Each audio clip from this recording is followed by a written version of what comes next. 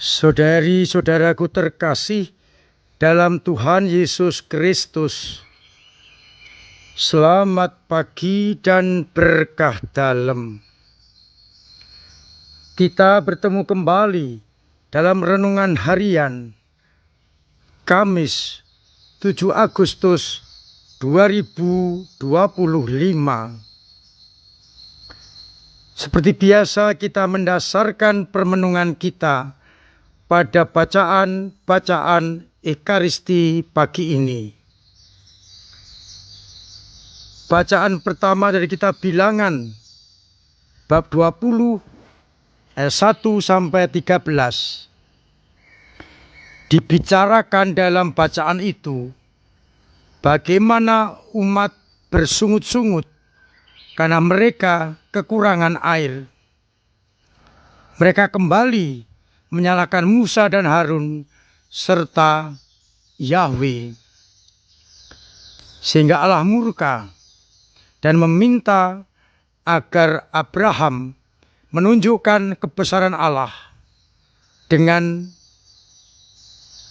memukulkan tongkat ke batu karang sehingga air keluar untuk minum mereka. Mereka akhirnya mendapatkan apa yang dibutuhkan, yakni air untuk kebutuhan hidup mereka. Dan Yahweh juga bersabda kepada Musa bahwa ia tidak akan diizinkan masuk ke tanah terjanji karena Musa dan Harun tidak percaya kepada Allah dan tidak menghormati kekudusannya di hadapan orang Israel. Dari bacaan Injil Matius bab 16 ayat 13 sampai 23. Beberapa hal dibicarakan di sana. Yang pertama, Yesus menanyakan kepada para murid, kata orang, siapakah aku ini? Dan jawabnya berbeda-beda. Ada yang mengatakan Yohanes Pembaptis, ada yang mengatakan Elia, atau Yeremia, atau salah seorang nabi yang akan datang. Dan Yesus kemudian bertanya kepada para murid, tapi katamu, siapakah aku ini? Dan Petrus mewakili murid-murid yang lain menjawabnya, Engkaulah Mesias, Anak Allah yang hidup. Kemudian Yesus menyampaikan nubuat kesengsaraan, bahwa anak manusia akan bersengsara, menderita, disalib, bahkan akhirnya dibunuh.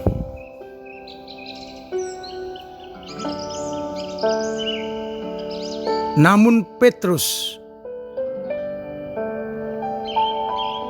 menegur Yesus.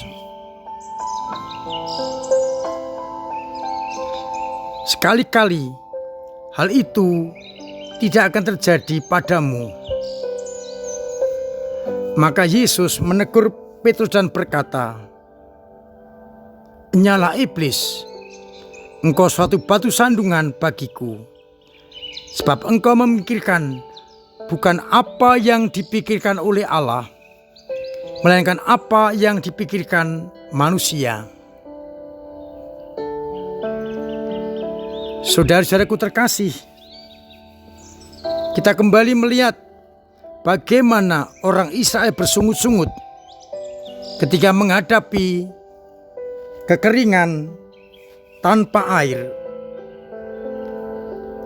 Iman mereka mulai goyah menyalahkan Yahweh, juga Musa dan Harun utusannya.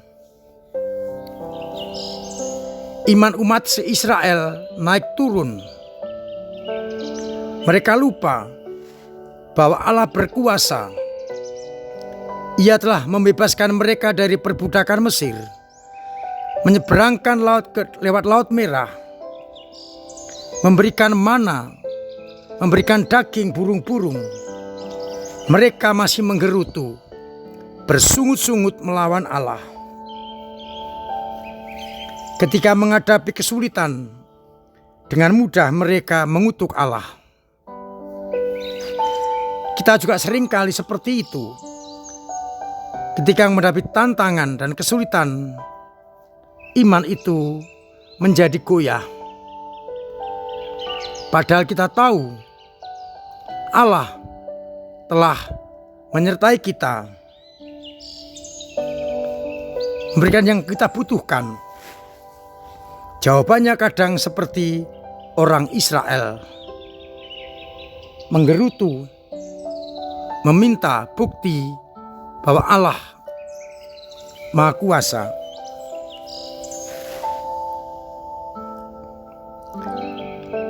Yang kedua, kita melihat bagaimana jawaban Petrus, "Engkau adalah Mesias, Anak Allah." Namun kita tahu jawaban itu adalah jawaban duniawi. Karena ketika Yesus menyampaikan nubuat kesengsaraannya, Petrus tidak mau menerimanya. Maka tegur dengan sangat keras, "Enyahlah iblis, karena kau bukan memikirkan yang dipikirkan Allah, melainkan yang dipikirkan manusia." Kita juga seringkali memikirkan hanya apa yang dipikirkan manusia, sehingga kita menghadapi tantangan, iman kita goyah. Kita menyalahkan Tuhan. Padahal Yesus bersengsara untuk sampai pada kemuliaannya.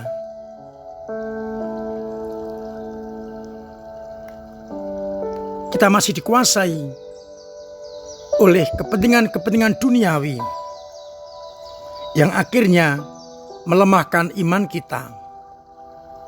Mudah-mudahan iman kita tetap bertumbuh, berkembang, meskipun tantangan dan rintangan menghadang. Yang ketiga,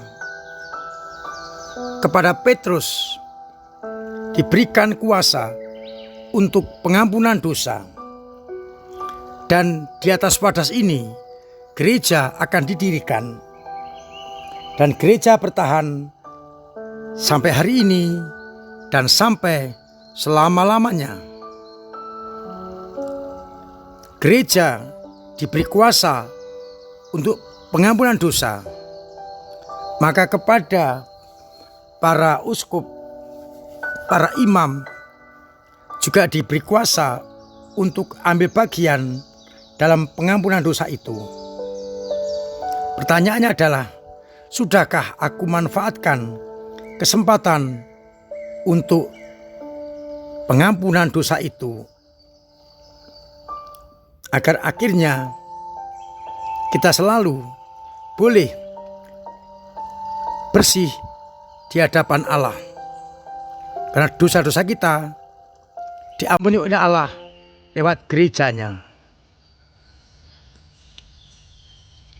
Kita bersyukur atas kesempatan ini, sehingga kita apabila jatuh ke dalam dosa, kita pun akan diampuni apabila kita datang kepadanya dalam pertobatan. Kita bersyukur atas gereja yang terus eksis sampai hari ini. Maka tugas kita adalah menjaga gereja agar tetap eksis dengan karya-karyanya yang sungguh berguna untuk keselamatan umat manusia. Mudah-mudahan kita menyadari dalam keadaan apapun, termasuk dalam kesengsaraan, hambatan, tantangan, kita tetap beriman kepadanya. Tuhan memberkati kita sekalian. Amin. Marilah kita berdoa. Bapa yang penuh kasih, kami bersyukur atas sabda-Mu yang sungguh menghibur kami, yang akhirnya memampukan kami untuk setia dalam menghadapi banyak tantangan, godaan, dan rintangan, agar akhirnya kami pun kedapatan setia dalam iman ketika Engkau memanggil kami, dan kami Engkau bawa menuju kepada surga abadi. Kuatkan iman kami yang kadang lemah, kadang jatuh, kadang mandek, bahkan kadang hilang karena banyak tantangan. Semoga karena belas kasih-Mu, iman kami tetap bertumbuh dan berkembang. Semoga umat-Mu yang sakit Engkau sembuhkan, yang punya beban berat Engkau ringankan, yang punya persoalan Engkau bantu untuk mengurai, agar akhirnya dalam situasi apapun kami tetap berpegang teguh pada iman yang telah Kau berikan kepada kami. Semoga akhirnya kami tetap setia menjadi anak-anak-Mu. Untuk itu sertai kami dengan berkat-Mu sendiri, Bapa dan Putra dan Roh Kudus. Amin. Saudara-saudara terkasih, tetap saya dorong untuk menciptakan pola hidup sehat, agar kita sehat, keluarga sehat, sama sehat, dan terhindar dari segala gangguan, bencana, dan apapun juga. Terima kasih kepada panjenengan semua yang telah ambil bagian dalam karya gereja dengan caranya masing-masing, dengan doa-doa, dengan ambil bagian lewat pemberian diri, pemberian tenaga, pemberian waktu, pemberian karya, dan juga pemberian dana yang sungguh menolong gereja dalam pelayanannya.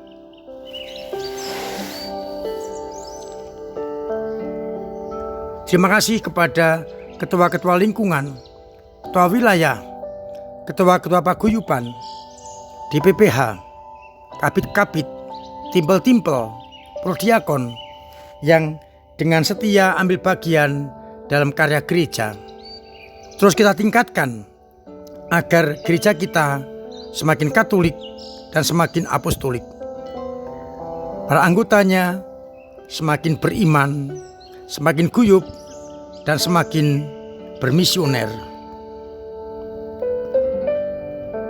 Semoga apa yang sudah baik kita teruskan, yang belum muncul kita munculkan, agar akhirnya gereja dengan inovasinya sungguh memberi kontribusi bagi dunia. Akhirnya saya mengucapkan selamat pagi, selamat merenungkan, salam sehat, Tuhan memberkati.